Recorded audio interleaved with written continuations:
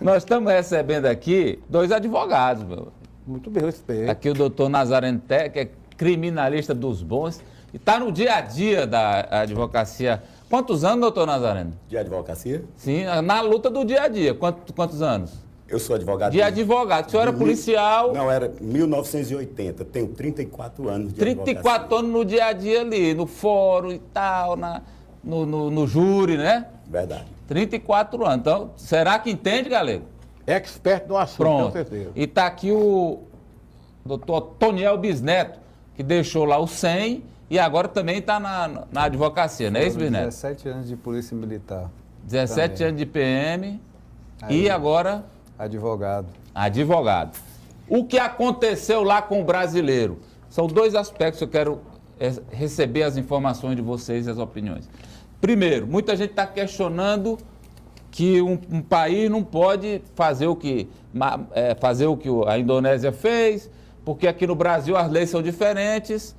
E isso, do ponto de vista do direito, foi legal o que a Indonésia fez, apesar das críticas generalizadas no mundo, foi legal a pena de morte lá para 5 pessoas.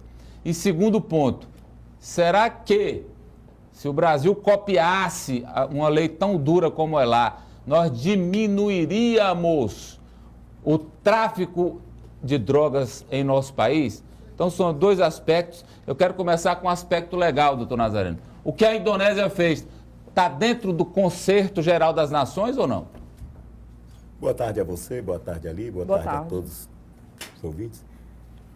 Amadeu, legal ou ilegal decorre exatamente de haver amparo legal ou não haver amparo legal. Isto é, uma lei que possa subsidiar o ato do Estado na manutenção da sua ordem, inclusive a ordem jurídica. O que ocorre é, algumas condutas são proibidas porque são nocivas ao convívio social e dessa proibição existe uma pena que é estipulada, previamente estipulada, de forma universal, que pode ser pena privativa de liberdade, pena pecuniária, pena privativa de direito, assim também como pena capital.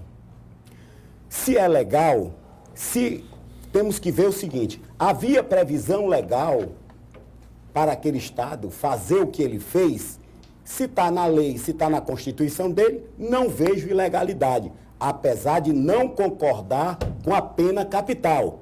Não, mas que é legal, tanta prova que foi condenado e foi executada a pena.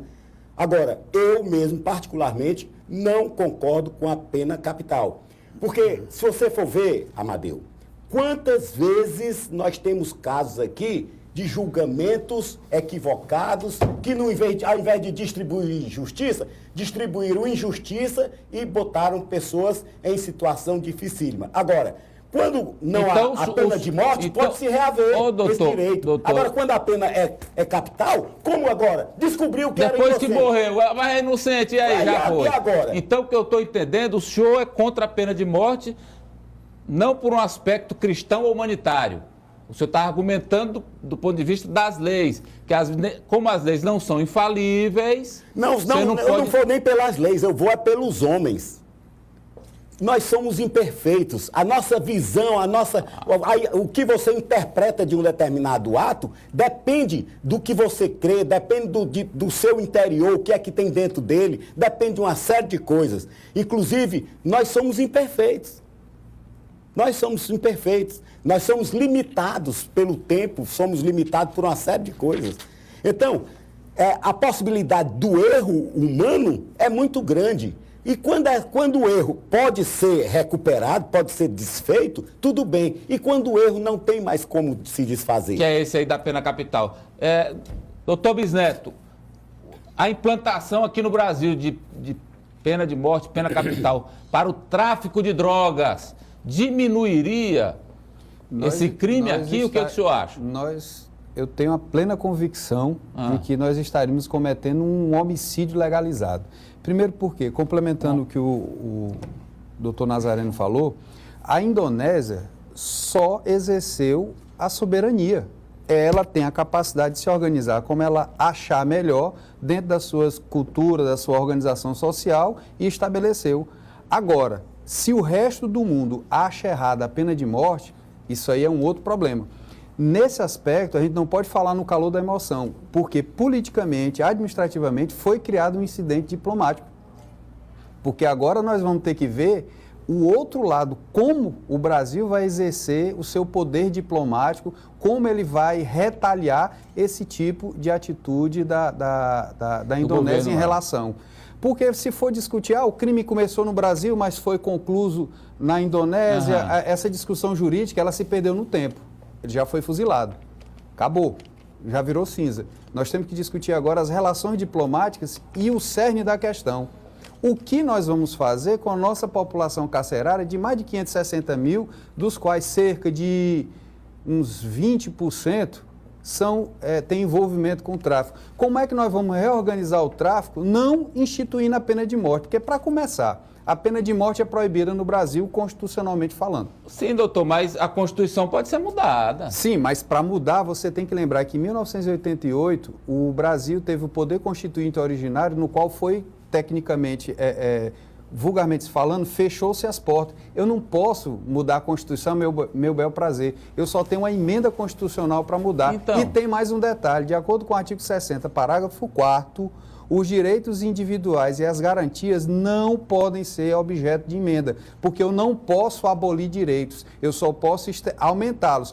E mais, o direito à vida, ele é consagrado dentro da Constituição. O senhor está defendendo que, mesmo que houvesse um plebiscito no Brasil, onde 90% do povo quer a pena de morte. Seria em vão, porque eu não posso ir pelo clamor, pela emoção, eu tenho que ir pela razão. E essa história ficar dizendo que a pena de morte vai resolver, me perdoe, isso é uma ignorância, isso é balela. Eu vou criar um pior. Pior do que a pena de morte, ela está sendo instituída. Porque num país onde se mata mais do que a guerra civil no Oriente Médio, mata mais que o Estado Islâmico, eu tenho a pena de morte. Diga, Galego. Pô, não, Galego. Não, eu não sou ignorante. Eu me lembro que na década de 90, não sei se os advogados se lembram, uma senhora assassinou o próprio filho, porque ele, drogado, batia na mãe, roubava tudo que tinha em casa. Isso é no dia a dia. Não, mas deixa eu falar aqui, ele foi adotado por um traficante.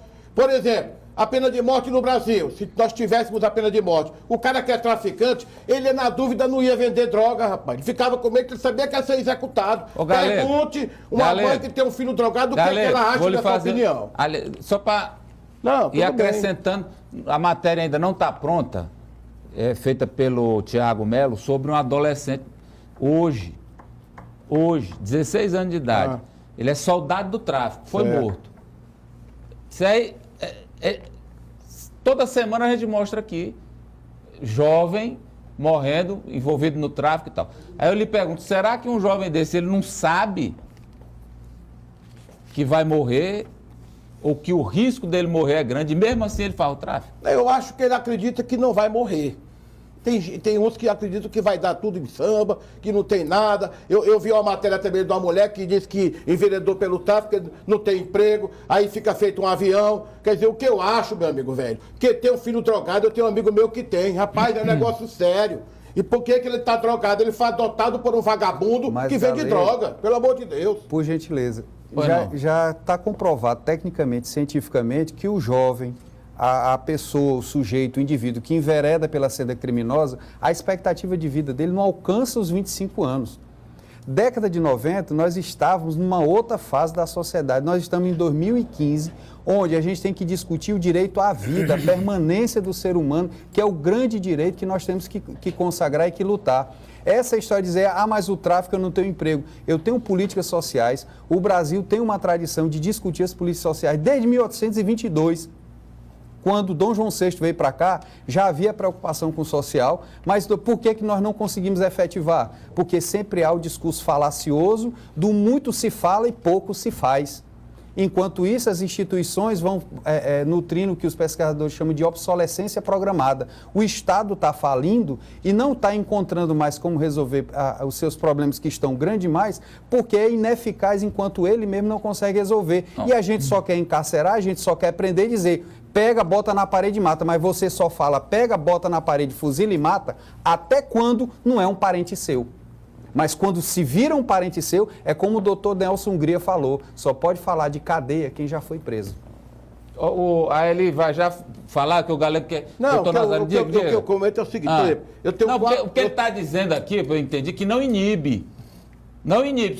Se tiver pena de morte no Brasil, o tráfico continua do mesmo tamanho.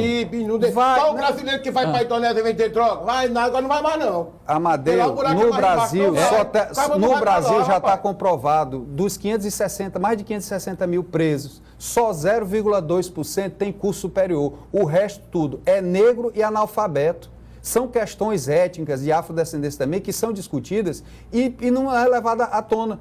Quando é que um branco dirigindo uma Mercedes-Benz vai ser abordado? Porque, inclusive, a própria... Preconceito, galera. Está colocando um novo aspecto aí, galera. A própria colocação... Que a pena de morte só chegaria para... O que foi executado é branco da minha cor, né? Lá na Indonésia, eu estou falando do Brasil. Sim, mas é que eu estou lhe dizendo, rapaz. Se a gente for nessa história, porque o cara é preto, é pobre, vai estar difícil.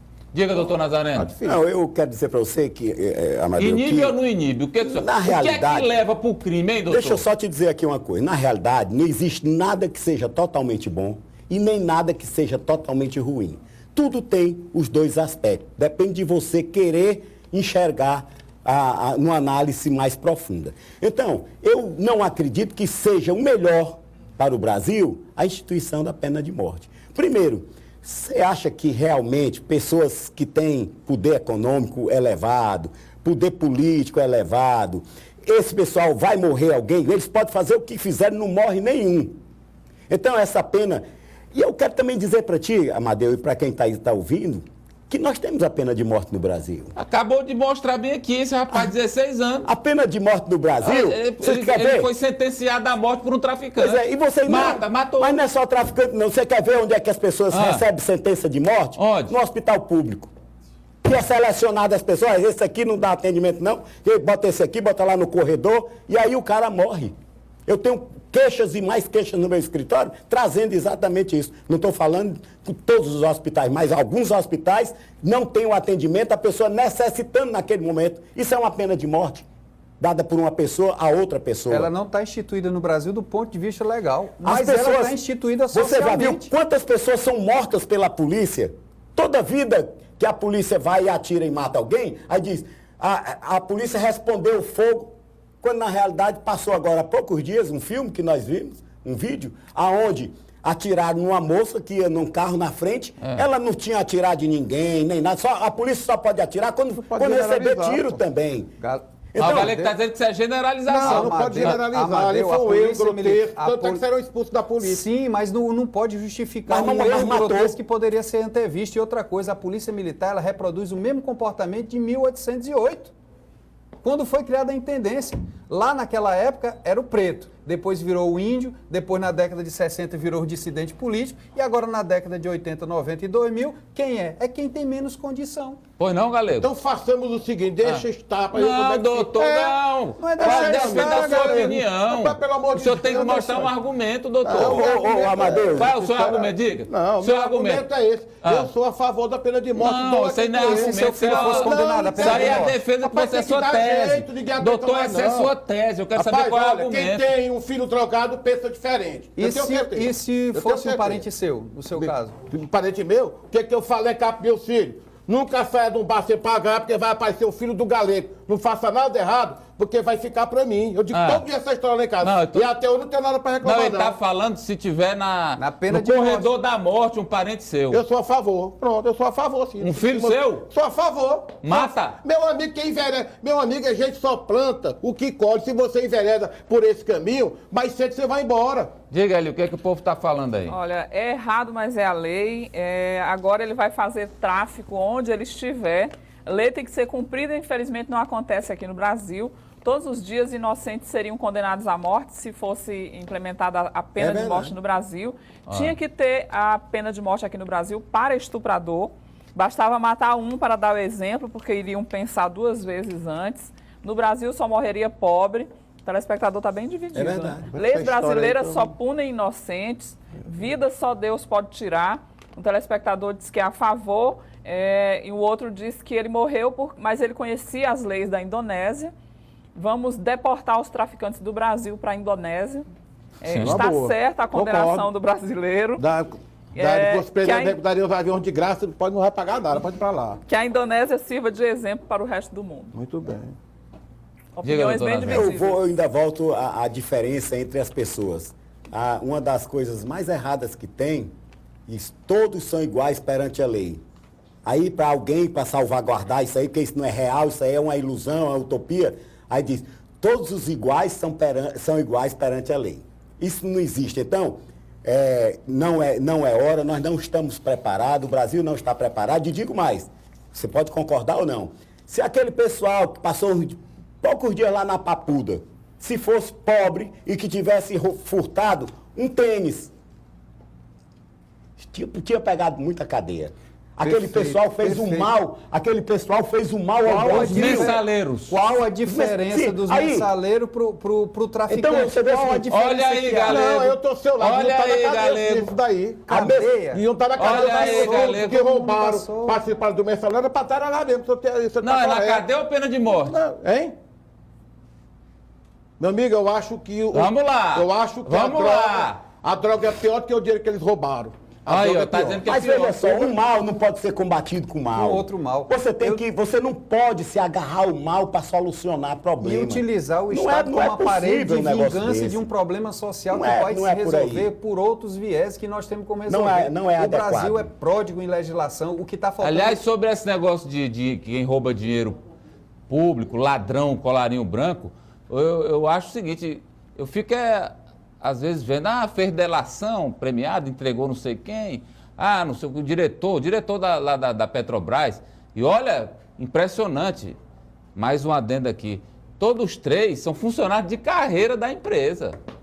Os 3 ladrões lá, funcionários de carreira, 30 anos de Petrobras.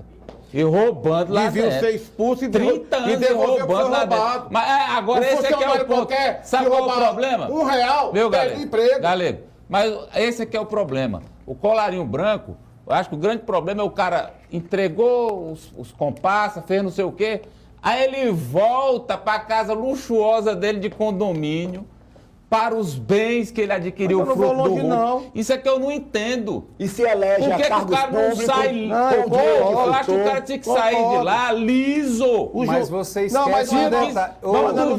Um juiz que faz o que a gente não aceita, ele é aposentado com o mesmo salário, ele será preso, rapaz. Então, você esquece de um detalhe básico. A Constituição, como já dizia Joaquim Barbosa, é a resposta para tudo. Todos são iguais perante a lei.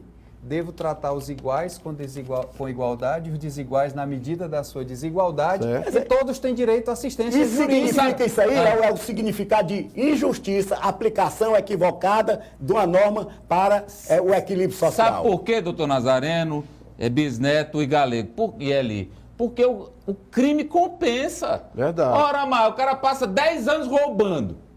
Aí 6 meses na cadeia. E quando sai, tá com o dinheirão que ele roubou, mas compensou. A sensação de justiça... Compensou pra ele. Amadeu, entregou a empresa, entregou não sei quem, e daí, chapa? Mas a sensação de justiça foi realizada. Ele foi julgado, foi submetido a um julgamento, foi levado à apreciação do Poder Judiciário. E é isso que acontece. Pronto, foi feito justiça. Bem, se foi feito justiça com maior ou menor intensidade, é uma outra questão. Agora, o que a gente não pode... Ainda tem deles que é visto como herói, como aquele Roberto Jefferson. Não, grande é grande o quê? O ladrão, Você veja o seguinte, para poder pagar a fiança para ele sair, com os 2 dias que estava lá, passou do tanto de dinheiro que eles queriam. Quer dizer, então o povo está chancelando aquela safadeza lá de Brasília.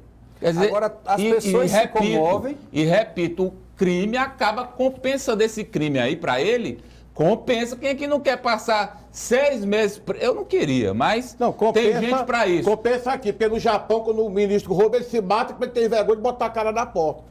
E Mas aqui isso- não, o cara rouba e vai lá pro shopping. Mas Aí, é não, cultural. Mas foi tranquilo. Aí a processo questão é cultural. Foi Não, construído ao não, longo velho. dos anos, enquanto a gente não perceber que a resposta para os problemas do Brasil não está só na lei, não. Lei a gente já tem em excesso. O que nós temos que ter é mudança de postura, é mudança de atitude. É como diria o Boris Casoy, vergonha. Tem que se ter vergonha, um resgate moral. Agora, é indiscutível essa premissa que ela começa pela educação.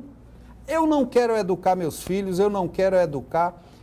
O próprio processo de educação nas escolas é ruim. Eu vou para um presídio que, pelo menos em tese, a gente aprende que o presídio é para intimidar e para coibir condutas e para o sujeito se refazer. O sujeito aprende, se piora, porque o próprio sistema está corrompido e as pessoas que deveriam levar a bandeira moral são as mais corruptas, são vendidas.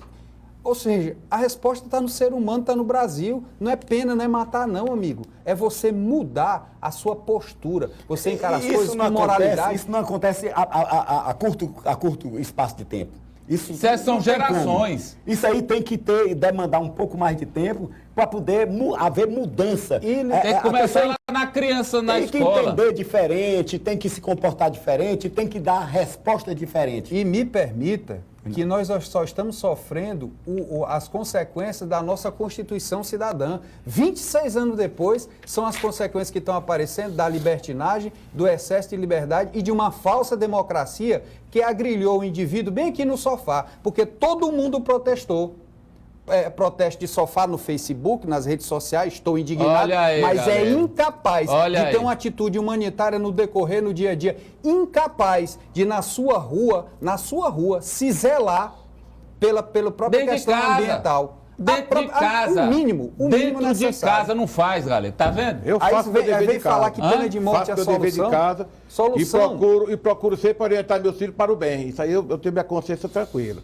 Agora, Sim. acho que num país desse, que a gente vê todo tipo de político aí roubando descaradamente, não tem absolutamente nada, o cara não devolver 200 milhões, eu devolvo 100 milhões, roubaram demais, cara. Por que faz isso aí? Não tem punição. Essa Galego. história de delação premiada, primeiro que ele é um deboche. rapaz. Galego, exatamente É deboche, por isso. é deboche. Deboche, ele é- Galego, exatamente por isso, você acha que é possível instituir pena de morte no Brasil? Com isso que você acabou de dizer? Olha aí, galera. Eu acho que se a coisa for levada Olha com aí, seriedade. galera. Não, tem que ser levado com seriedade. Por exemplo, o policial. O Mas cara a não lei pode são condenar. sérias, Não, galego. Quem não. instrumentaliza É a o lei homem. é o homem. Quem aperta o botão é o É o homem. homem. Isso aí tem que ser feito, não pode matar aleatoriamente, não. lei é Tem só que um ser instrumento. reconhecido São com responsabilidade. Sou eu que Matar opero com a lei. responsabilidade. Não, rapaz, tem que ter responsabilidade, Amadeu. A gente Você não tem pode que sair matar matando com responsabilidade. aleatoriamente. Agora o cara dizer que a pena de morte, rapaz, vai continuar desse jeito. O traficante adotando seu filho, vendendo a droga, a família se destruindo, vai por aí então.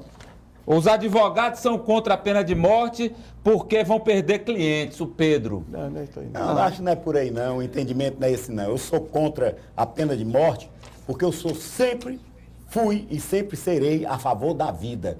Tudo que se possa fazer para a vida, eu estarei pronto a ajudar. Fechando, Fechando, Lineto. eu gostaria só, com todo respeito ao telespectador, dizer Pedro. Pedro, eu sou advogado por convicção, por acreditar na justiça, por acreditar que os homens de bem é que fazem a justiça. E como eu tenho essa imagem de mim mesmo, eu acredito ser homem de bem, eu vou lutar pela justiça, porque sem advogado não se faz justiça. E outra, Sem advogado advogado é a profissão mais difícil, porque é previdenciário, é trabalhista, ele não tem uma área específica. Então não é porque vai acabar o criminal que nós vamos deixar de Eu trabalhar. acho que o telespectador foi mais uma brincadeira, uma piada do que uma posição dele. Até mesmo porque se alguém tivesse na iminência de perder a vida, seria muito mais caro, ele teria que pagar muito mais. Já paga suficiente quando é perder da liberdade, agora imagina a vida. Então, essa aí foi mais uma piada, uma brincadeira do telespectador. Eu quero agradecer aos dois pela presença. Olha,